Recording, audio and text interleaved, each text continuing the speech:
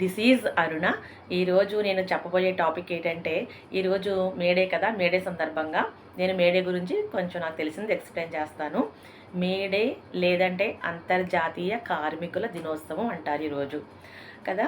అయితే మనకి ఈ మేడే ఎలా వచ్చింది, ఎందుకు వచ్చింది, ఈరోజు ఎందుకు వచ్చింది అని మనం అనుకుంటే కనుక దాని గురించి వెనకాల చాలా హిస్టరీ దాగి ఉంది. దాని గురించి మనం తెలుసుకుందాం.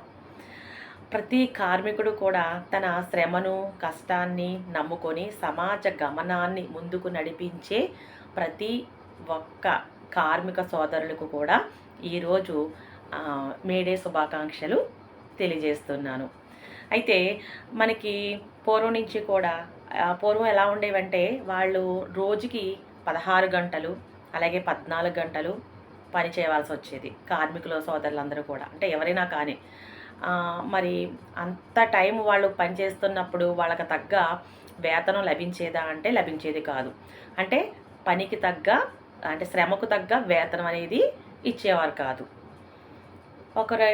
అమెరికాలో ఉన్న చికాగో నగరంలో ఏమైందంటే కార్మికులందరూ కూడా గుంపుగూడి అందరూ కూడా వాళ్ళు పోరాటం చేయడం సాగింది. ఎందుకంటే మాకు శ్రమకు తగ్గ ఫలితం ఇవ్వటం లేదు, మాకు శ్రమకు తగ్గ ఫలితం ఇవ్వాలి, మాకంటూ కూడా కొన్ని హక్కులు ఉండాలి, హక్కులు కావాలి అని చెప్పేసి వాళ్ళ నినాదాన్ని ప్రదర్శన చేస్తుండగా ఈ పోలీస్ వాళ్ళు ఏం చేశారంటే, వాళ్ళు పోరాటం చేస్తుండగా వాళ్ళని అడ్డుకోవడం జరిగింది, వాళ్ళని చెల్లాచెదరు చేయడం జరిగింది వాళ్ళ లాఠీలతో.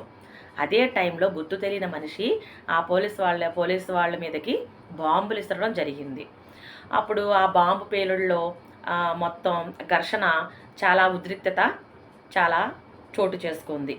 ఆ టైంలో చాలామంది కార్మికులు కూడా ఆ జరిగిన పోరాటంలో కానీ, ఆ బాంబు పేలుళ్ళలో కానీ మొత్తమే చాలామంది కార్మికులు కూడా చనిపోవడం జరిగింది. ఎందుకంటే వాళ్ళ పోరాటంలో వాళ్ళకి శ్రమకు తగ్గ ఫలితం దొరకట్లేదని చెప్పేసి వాళ్ళ హక్కుల కోసం పోరాడే నినాదంలో ఎంతోమంది వాళ్ళ రక్తాన్ని కూడా సిందించడం జరిగింది అక్కడ. దాని ఫలితమే మనకి ఈరోజు మేడే జరుపుకుంటున్నాం. అప్పుడు అంతర్జాతీయంగా వాళ్ళు ఆ రోజు చేసిన పోరాటం ఎప్పుడు చేశారు పోరాటం? 1886లో చేశారు. అమెరికాలో ఉన్న చికాగో నగరంలో 1886లో వాళ్ళు పోరాటం చేస్తే 1919లో అది ఆమోదించబడి చట్టంగా మారి వాళ్లకు పని గంటలు తగ్గి పనికి తగ్గ వేతనం ఇవ్వడం మొదలయ్యింది. అంటే ఎంత? రోజుకి 8 గంటలు, 16-14 గంటల్లోంచి 8 గంటల వరకు, 8 గంటలు పనిచేసే విధంగా వాళ్ళు పోరాటం చేసి రక్తాన్ని సిందించి అది వాళ్ళు సాధించుకున్నారు. ఎప్పుడొచ్చి 1990లో అంతర్జాతీయంగా. మన భారతదేశంలో కూడా 1942లో వైస్రాయ్ ఎగ్జిక్యూటివ్ కౌన్సిల్లో ఎవరు? డాక్టర్ బిఆర్ అంబేద్కర్ గారు అక్కడ కార్మిక శాఖలో సభ్యునిగా పదవి బాధ్యత చేపట్టిన తర్వాత ఇండియన్ లేబర్ కాన్ఫరెన్స్లో అధికారికంగా ప్రతిపాదించడం జరిగింది. ఇలాగా 8 గంటలు 8 గంటలు పనిచేసేలాగా కార్మికులందరికీ కూడా, అంటే 16 గంటలు 14 గంటల నుంచి 8 గంటలకి, అంటే పని గంటలు తగ్గించాలి అని చెప్పేసి అక్కడ తీసుకురావడం జరిగింది. అలాగే అక్కడ చట్టాన్ని కూడా చేయడం జరిగింది. ఆ విధంగా మనకి 1942లో మనకి అప్పటి నుంచి కూడా మనకి ఇక్కడ పని గంటలు తగ్గడం జరిగింది ప్రతి ఒక్కరు కూడా. అంతేకాకుండా వాళ్ళు చేసిన హక్కుల పోరాటంలో కూడా వాళ్ళకి ప్రత్యేకించి కొన్ని హక్కులు కావాలని. ఏంటంటే ప్రతి ఒక్కరు కూడా, అంటే శ్రమకు తగ్గ ఫలితం ఇవ్వాలి, పని గంటలు తగ్గించబడాలి, నెక్స్ట్ ఏంటంటే వాళ్ళకి విశ్రాంతి సమయం కూడా ఇవ్వాలి, అంతేకాకుండా వేతనంతో కూడిన సెలవులు కూడా వాళ్ళకి ఇవ్వాలి అని చెప్పేసి అక్కడ చాలా కొన్ని హక్కులు కూడా వాళ్ళు పోరాటంలో వాళ్ళ హక్కుల గురించి కూడా అడగడం జరిగింది. ఆ విధంగా ప్రతిదీ కూడా ఇక్కడ అమర్చడం జరిగింది. డాక్టర్ బిఆర్ అంబేద్కర్ ద్వారా మనకి ఇక్కడ పని గంటలు తగ్గించడం జరిగింది. అయితే చూడండి, మనం మార్నింగ్ చాలా ఎనర్జెటిక్ లెవెల్స్తో ఉంటాం. ప్రతి ఒక్కరు కూడా చిన్న పిల్లల దగ్గర నుంచి పెద్దవాళ్ళ వరకు కూడా చాలా ఎనర్జిటిక్ లెవెల్స్ ఉంటాయి. అంటే మార్నింగ్ టైంలో, ఎర్లీ మార్నింగ్. ఆ టైంలో మనం నైట్ అంతా నిద్రపోతాం కాబట్టి మనకున్న స్ట్రెస్ కానీ, టెన్షన్స్ ఏవైనా కానీ, కొంచెం అలసట కానీ, బాడీ పెయిన్స్ కానీ ఏవైనప్పటికీ కూడా మనకి ఆ నిద్రలోనే మనకి అవన్నీ కూడా ప్రాబ్లమ్స్ సాల్వ్ అవుతాయి దాదాపు 90%. కాబట్టి మార్నింగ్ ఏం చేస్తామంటే ఎనర్జిటిక్ లెవెల్స్తో ఉంటాం కాబట్టి చాలా ఉత్సాహంగా, యాక్టివ్గా ఉంటాము. కాబట్టి అది మనకి మార్నింగ్ వెళ్ళిపోయిన తర్వాత ఈ కార్మిక సోదరులందరూ కూడా అంటే ఎవరైనా కానీ శ్రమతో కష్టజీవులందరూ కూడా మార్నింగ్ వెళ్ళిన తర్వాత వాళ్ళు చాలా బాగా యాక్టివ్గా పని చేయగలుగుతారు. కానీ మరి వాళ్ళని అలాగే పదే పదే మధ్యాహ్నం మాటలు విశ్రాంతి ఇవ్వకుండా అదే అదే పనిగా మనం పని చేయించుకుంటే వాళ్ళు మార్నింగ్ ఎంత యాక్టివ్గా పని చేశారో అంత యాక్టివ్గా పని నడుస్తుందా ఈవినింగు అంటే ఆఫ్టర్నూన్ జరగదు. కాబట్టి కంపల్సరిగా వాళ్ళకి విశ్రాంతి అనేది ఇవ్వాలి. అంటే చూడండి, మధ్యాహ్నం లంచ్ చేసిన తర్వాత కొద్దిసేపు వాళ్ళకి విశ్రాంతి ఇస్తే కనుక వాళ్ళు ఏం చేస్తారంటే కొంచెం జస్ట్ ఏంటంటే కొంచెం చిన్న స్మాల్ న్యాప్ అంటే చిన్న కునుకు చేయడం కానీ, లేదంటే ఒక పేపర్ చదవడం కానీ, లేదంటే ఒక టీవీ చూడడం కానీ, అంటే అవన్నీ కూడా వాళ్ళకి ఆ సౌకర్యాలన్నీ కూడా ఆ ఇండస్ట్రీస్లో అంటే ఎక్కడైతే వాళ్ళ కార్మికులు చేస్తున్నారో ఒక ఫ్యాక్టరీ కానీ, లేకపోతే ఒక ఇండస్ట్రీస్ కానీ, ఒక ఆఫీసెస్ కానీ, ఏదైనా కానీ ప్రతిదీ కూడా ఆ మధ్యాహ్నం మాటలు కొంచెం వాళ్ళకి అవన్నీ కూడా ఫెసిలిటీస్ ఇప్పించాలి వాళ్ళందరికీ కూడా. అంటే టీవీ పెట్టడం కానీ, న్యూస్ పేపర్స్ వాళ్ళకి ఇవ్వడం కానీ, సంథింగ్ వాళ్ళకి కొన్ని ఫెసిలిటీస్ ఇచ్చినట్లయితే కనుక వాళ్ళు ఆ టైంలో వాళ్ళు ఇచ్చిన ఆ ఖాళీ టైంలో అంటే లంచ్ చేసిన తర్వాత వాళ్ళు ఇచ్చిన టైంలో కొద్దిసేపు 1 అవర్ అయినా కానీ వాళ్ళకి రెస్ట్ ఇస్తే కనుక ఆ రెస్ట్ తీసుకున్న టైంలో కొంతమంది చిన్న కునుకు లాగుతారు, అంటే పడుకుంటారు. లేదంటే కొంతమంది టీవీ చూస్తారు, అంటే వినోదం కోసం, అంటే వాళ్ళకున్న స్ట్రెస్ తగ్గించడం కోసం.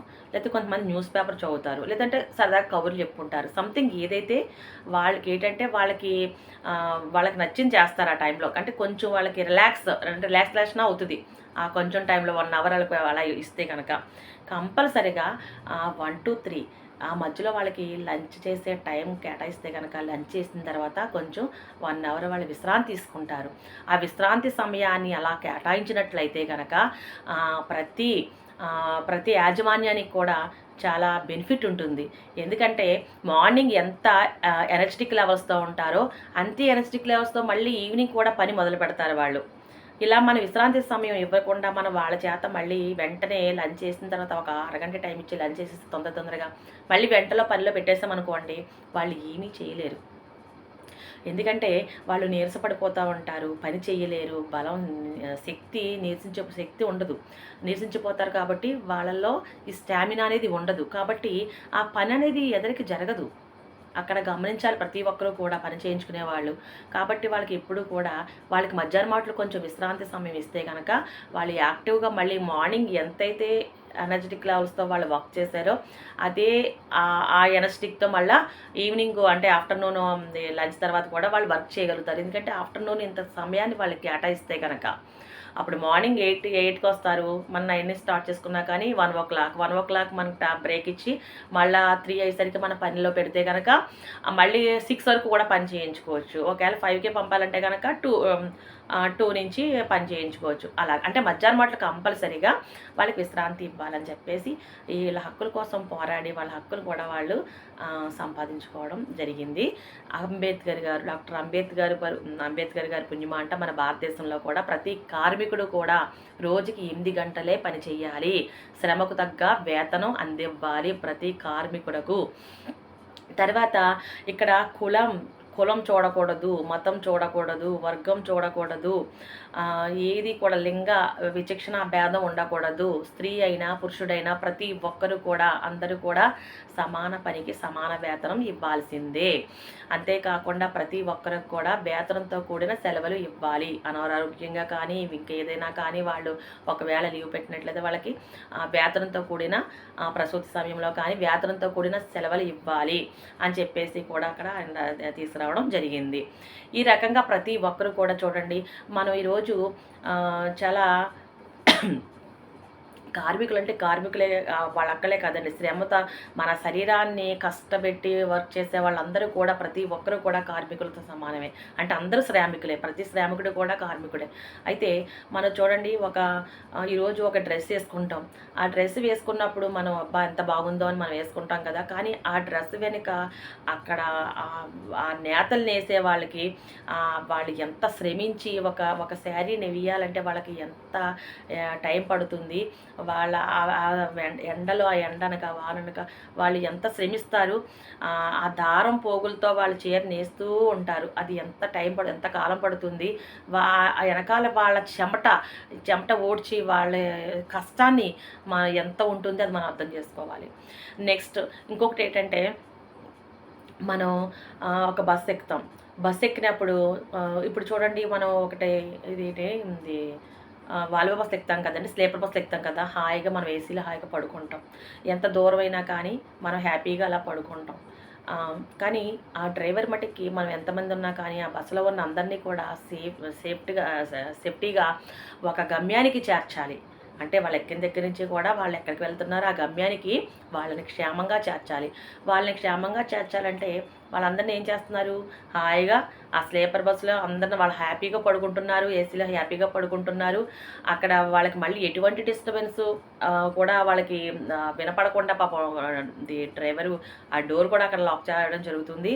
ఆ డ్రైవరు కండక్టర్ మాత్రం ఆ క్యాబిన్లో ఉండి వాళ్ళు బస్సు డ్రైవ్ చేస్తూ ఉంటారు. అయితే మరి ఎక్కడ కూడా ఒక్క రెప్పపాటు కూడా పక్కకు చూడకుండా అంత జాగ్రత్తగా డ్రైవ్ చేసుకుంటూ వెళ్ళి వాళ్ళనందరినీ కూడా వాళ్ళ గమ్యానికి చేర్చాలి. చూడండి మనమందరం హ్యాపీగా పడుకుంటాం. కానీ ఆ డ్రైవర్ మటుకి ఒక్కసారి కనురెప్ప వాల్చారో మనందరం స్మాష్ అయిపోతాం. కానీ ఆయన ఎంతో జాగ్రత్తగా ఆయన నిద్ర మానేసి ఎంతో అలర్ట్గా నిజంగా డ్రైవర్ అని ఎంత స్ట్రెస్తో కూడిన జాబో తెలుసా. ఎందుకంటే అది ఎంత అజాగ్రత్త కూడా ఉండకూడదు. చాలా జాగ్రత్తగా సేఫ్టీగా మనందరినీ కూడా మన గమ్యానికి చేరుస్తారు ఆ డ్రైవర్ గారు. అంటే ఆయన కష్టం ఎంత ఉందో అక్కడ అర్థం చేసుకోవాలి ప్రతి ఒక్కరూ కూడా. ఆయన డ్రైవింగ్ చేసే టైంలో అక్కడ ఎంత శ్రమ ఉందో అర్థం చేసుకోవాలి. మనం చూడండి ఇప్పుడు సమ్మర్ మనం హ్యాపీగా ఏసీలో పడుకుంటున్నాం. కానీ అక్కడ డ్రైవర్ గారు అక్కడ కూర్చుని డ్రైవింగ్ చేసే చోట ఎంత హీట్ వస్తుందో తెలుసు కదా మీకు. ఆ డ్రైవింగ్ ప్లేస్లో ఆ మోటార్ హీట్ అది ఎంత ఉంటుందో తెలుసు కదా. మరి ఆయన అంతలాగా మనల్ని ఏసీలో పడుకోబెట్టి హాయిగా ఆయన మటుకు అంత కష్టంగా చాలా ఎలర్ట్గా జాగ్రత్తగా మనల్ని ఒక గమ్యాన్ని చేరుస్తున్నారు. అంటే ఆయన వెనకాల ఎంత కష్టం ఉందో, ఆయన వెనకాల ఎంత శ్రమ ఉందో అది మనం అర్థం చేసుకోవాలి. అంతేకాకుండా ఇంకా చాలా అంటే ఒక ఇండస్ట్రీస్ కానీ ఒక పెద్ద పెద్ద ఆఫీసెస్ కానీ ఏదైనా కానీ ఒక బిల్డింగ్ కట్టాలంటే ఒక పని వాళ్ళు ఉండాలి. ఆ సిమెంట్ మోసేవాళ్ళు కానీ ఇటుకలు మోసేవాళ్ళు కానీ వాళ్ళ కష్టం వాళ్ళు ఎండల్లో చూస్తున్నాం. ఇప్పుడు మనం ఎండలో బస్సులో కూర్చున్నా మనం ట్రావెల్ చేస్తుంటూ బాబా ఇప్పుడు ఇంటికి వెళ్ళిపోతామా అనిపిస్తుంది.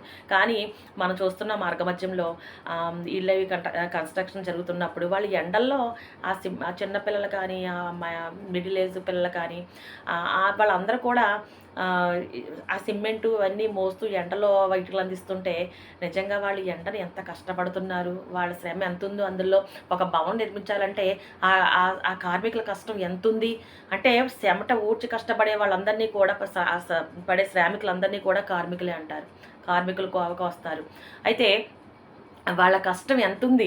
ఒక భవనం నిర్మించాలంటే అబ్బాయి ఎంత బాగుందో ఈ భవనం అనుకుంటున్నాం. కానీ ఆ భవనం నిర్మించడానికి వాళ్ళ శ్రమ, వాళ్ళ చెమట ఎంత ఉందో మనం అర్థం చేసుకోవాలంటే ఎంత కష్టపడుతున్నారు.